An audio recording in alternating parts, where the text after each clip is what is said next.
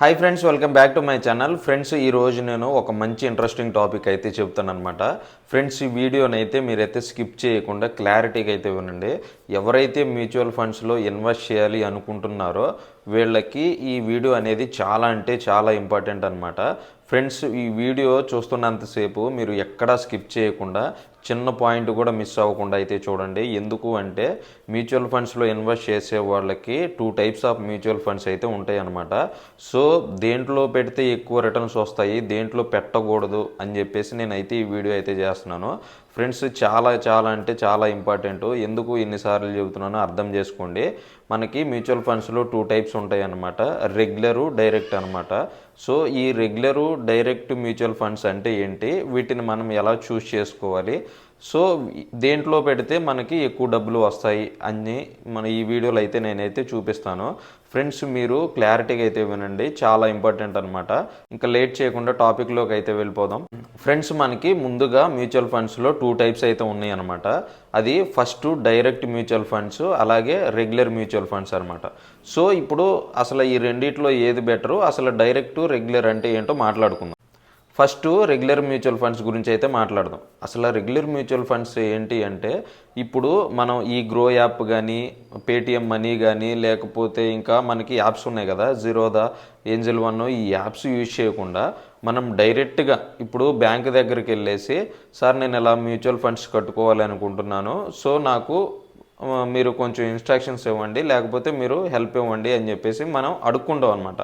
So మనం ఈ regular mutual funds ఈ యాప్స్ని ఇవన్నీ నమ్మలేక మనం ఏం చేస్తాము అంటే, డైరెక్ట్గా బ్యాంక్స్ ఉంటాయి కదా, ఇప్పుడు ఎస్బీఐ కానీ, ఐసిఐసిఐ కానీ, వీటికి సంబంధించిన మ్యూచువల్ ఫండ్స్ రెగ్యులర్లో కొన్ని ఉంటాయి అన్నమాట. అవి ఏం చేస్తారు అంటే, మనకి మధ్యలో బ్రోకర్ అనేవాళ్ళు ఉంటారు. ఇప్పుడు మనం ఏం చేస్తాం, బ్యాంక్ దగ్గరికి వెళ్తాం. బ్యాంక్ దగ్గరికి వెళ్ళంగానే మనకు మధ్యలో మన ఫండ్కి మనకి మధ్యలో ఒక మధ్యవర్తి అయితే ఉంటాడు. ఆ బ్యాంక్ మేనేజర్ అవ్వండి, లేకపోతే వేరే వాళ్ళు ఇంకెవరన్నా అవ్వండి. సో వాళ్ళని ఏమంటాము అంటే మనం బ్రోకర్స్ అనమాట. సో మనకి వాళ్ళు మధ్యలో బ్రోకర్స్గా ఉన్నారు కాబట్టి దాన్ని మనం రెగ్యులర్ మ్యూచువల్ ఫండ్స్ అని చెప్పేసి అంటాము.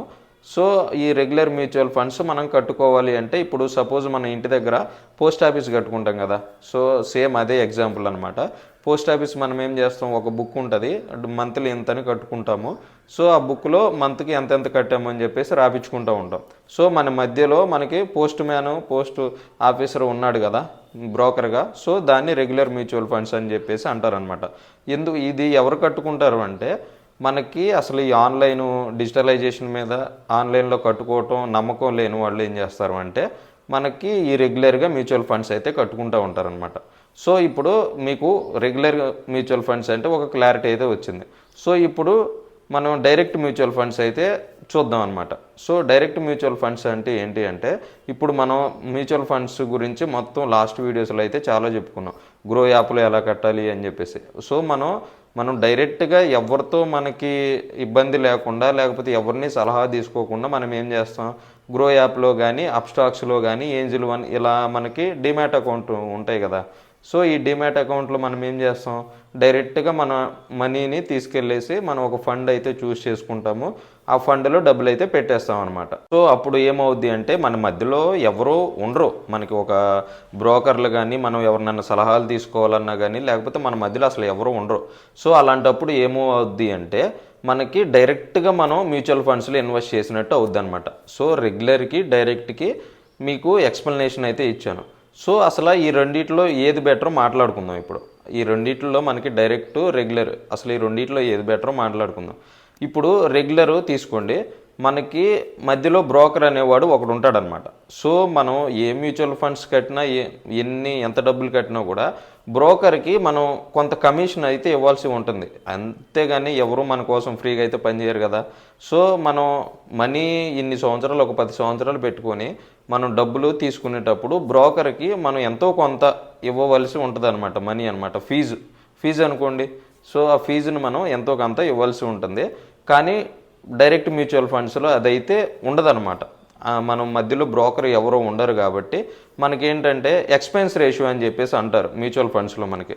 సో ఎక్స్పెన్స్ రేషియో అనేది మనకి రెగ్యులర్లో అయితే ఎక్కువ ఉంటుంది. మనకు మధ్యలో బ్రోకర్ ఉంటాడు, వాడికి ఇవ్వాల్సి అయితే ఎక్కువ ఉంటుంది అనమాట.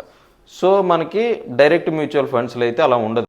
ఇప్పుడు డైరెక్ట్ మ్యూచువల్ ఫండ్స్లో మనం ఎక్స్పెన్స్ రేషియో ఉండదు అని చెప్పేసి నేను చెప్పను. ఎందుకు అంటే మనకంటూ ఒక ఫండ్ మేనేజర్ ఉంటాడు.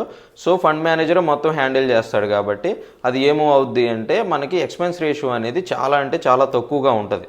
సో మీరు ఏం చేస్తారు అంటే మీకు మంచి రిటర్న్స్ లేకపోతే మంచి వడ్డీ రేట్ రావాలి అని చెప్పేసి మీరు అనుకున్నారు అనుకోండి, మీకు ఈ ఆన్లైన్ డిజిటలైజేషన్ మీద నమ్మకం ఉండి నాకు మంచి రిటర్న్స్ రావాలి అని చెప్పేసి మీరు అనుకున్నారనుకోండి, మీరు డైరెక్ట్గానే మీరు మ్యూచువల్ ఫండ్స్లో ఇన్వెస్ట్ చేయొచ్చు. సో రెగ్యులర్ వాళ్ళు ఏం చేస్తారు అంటే మనకి ఈ డిజిటలైజేషన్ మీద కానీ ఈ యాప్స్ మీద ఎప్పుడు ఉంటాయో ఎప్పుడు పోతాయో స్కామ్లు ఏమైనా జరుగుతాయా అని చెప్పేసి చాలా అంటే చాలా డౌట్స్ ఉంటాయి.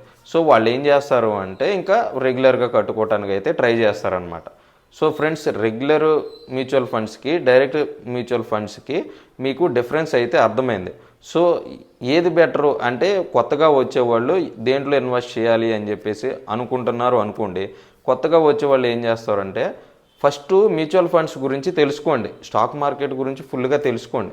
తెలుసుకున్న తర్వాత ఏం చేస్తారు అంటే మీకు మీ దగ్గరలో బ్యాంక్ ఏదన్నా ఉందనుకోండి, వెళ్ళి ఒకసారి కన్సల్ట్ అవ్వండి. మ్యూచువల్ ఫండ్స్ కట్టుకుంటున్నాను అని చెప్పేసి అడగండి, బ్యాంక్ మేనేజర్ని కానీ ఎవరినైనా అడగండి.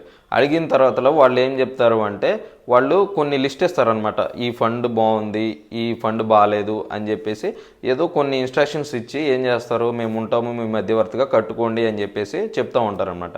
కానీ రెగ్యులరు మనకి కొంచెం సేఫ్ అండ్ సెక్యూరిటీగా ఉంటుంది.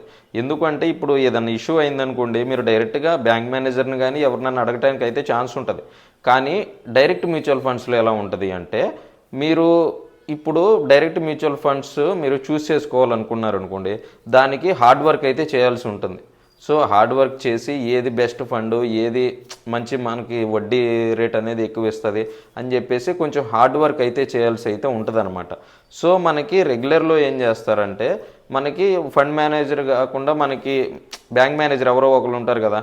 సో బ్యాంక్ మేనేజర్ ఏం చేస్తాడు, మనకి వాడిని నమ్మేసి మనం గుడ్డిగా అయితే వెళ్ళిపోవడానికి అయితే ఛాన్సెస్ ఉంటాయి. మీకు వాళ్ళకి కొంచెం అనుబంధం ఉండేసి మాట్లాడుకొని పవర్ ఆఫ్ టాకింగ్ ఇదంతా బాగుండి వాళ్ళు చెప్పిందే మీరు గుడ్డిగా అయితే నమ్మేస్తారు. కానీ డైరెక్ట్ మ్యూచువల్ ఫండ్స్లో మీరు ఏం చేయాలి అంటే కొంచెం హార్డ్ వర్క్ చేయాలి. ఏది మంచి ఫండా అని చెప్పేసి మనమైతే చూస్ చేసుకోవాలన్నమాట. సో అసలు వడ్డీ రేటు చూద్దాం అనమాట. వడ్డీ రేటు మనకి రెగ్యులర్లో ఎక్కువ వస్తుందా, డైరెక్ట్లో ఎక్కువ వస్తుందా? మనకి వడ్డీ రేట్ అనేది డైరెక్ట్ మ్యూచువల్ ఫండ్స్లోనే ఎక్కువ వస్తుంది. ఎందుకు అంటే రెగ్యులర్ మ్యూచువల్ ఫండ్స్లో మనం మధ్యవర్తి ఉంటాడు. సో బ్రోకర్లు ఉంటారు కాబట్టి మనం ఏం చేస్తామంటే వడ్డీ రేట్ అనేది కొంచెం తక్కువ వస్తూ ఉంటుంది. మధ్యలో వాళ్ళు కమిషన్ అయితే తీసుకుంటూ ఉంటారనమాట. ఇంకా నెక్స్ట్ మనము అసలు ఈ రెగ్యులరు డైరెక్ట్ మ్యూచువల్ ఫండ్స్ని మనం ఆన్లైన్లో ఎలా చెక్ చేసుకోవాలి? సో ఈ డౌట్ కూడా చాలామందికి అయితే ఉంటుంది. సో అసలు ఎలా చూడాలి అని చెప్పేసి నేను 2 ఎగ్జాంపుల్స్ అయితే చూపిస్తాను. ఇప్పుడు గ్రో యాప్లో మీకు ఒక ఇమేజ్ కనిపిస్తుంది కదా లెఫ్ట్ సైడ్.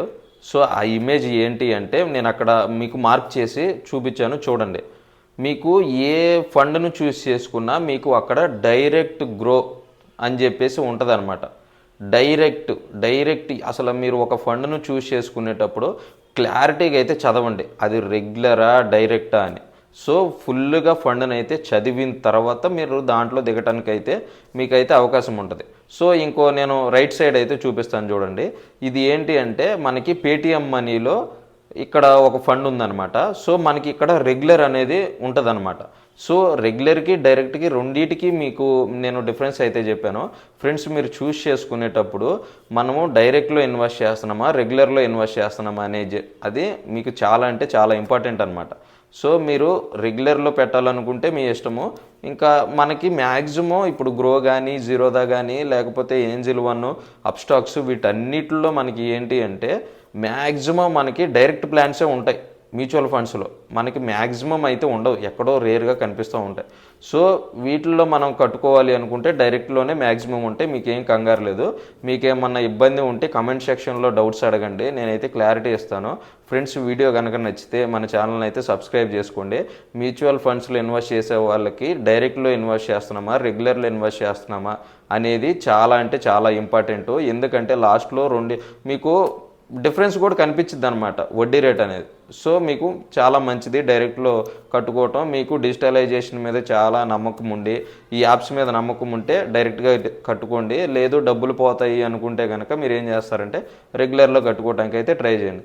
ఫ్రెండ్స్ ఈ వీడియోకి నేను ఒక 200 లైక్స్ అయితే ఎక్స్పెక్ట్ చేస్తున్నాను. వీడియో కనుక నచ్చితే మన ఛానల్ని అయితే సబ్స్క్రైబ్ చేసుకొని నెక్స్ట్ వీడియో కోసం వెయిట్ చేయండి.